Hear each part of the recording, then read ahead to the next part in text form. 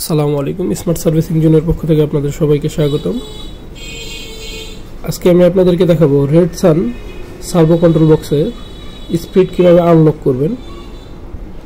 তো এটা হচ্ছে আমার রেডসান সার্ভো কন্ট্রোল বক্স। এটাতে স্পিড 10 হয়ে আছে আর কি, 10 পর্যন্ত লিমিট হয়ে আছে। তো এটাকে কিভাবে বাড়াবো এটা আমি আপনাদেরকে আজকে দেখাবো।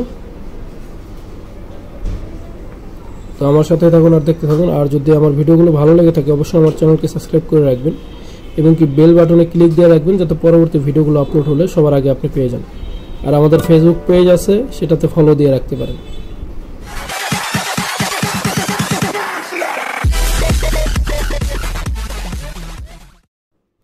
এখানে পি বাটন এবং কি এস বাটন একত্রে চাপ দিয়ে ধরে রেখে 3 সেকেন্ড চাপ দিয়ে ধরে রেখে আপনার পাওয়ার অন করতে হবে। পাওয়ার অন করে এফ আসলে আপনার পি বাটনটা চাপ দিয়ে আপনার স্পিডের যে অপশনটা এটাই যেতে হবে। এখানে দেখেন 40 করা আছে। তো এটা এস বাটন চাপ দিয়ে ধরে আপনার স্পিডটা বাড়িয়ে নিতে হবে। আপনার স্পিডের সর্বোচ্চ লেভেল হচ্ছে আপনার এখানে 70 দেওয়া আছে। তো আপনারা চাইলে 70 পর্যন্ত আপনার স্পিড লেভেল নিতে পারবেন।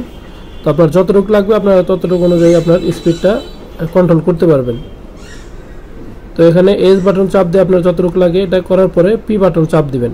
পি বাটন চাপ দিলে সেভ হয়ে যাবে, ঠিক আছে। সেভ হয়ে গেলে পাওয়ার অন অফ করে পাওয়ার অফ করে আবার অন করবেন।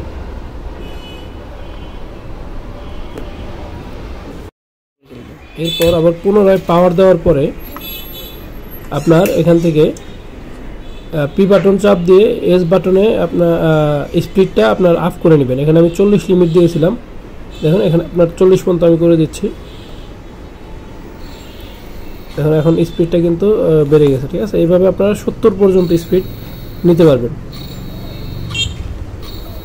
ঠিক আছে। ম্যাক্সিমাম 70 পর্যন্ত স্পিড নিতে পারবেন, ঠিক আছে।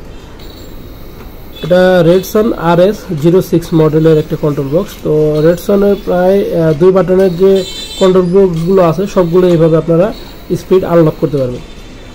তো ধন্যবাদ সবাইকে ভিডিওটি দেখার জন্য। আসসালামু আলাইকুম।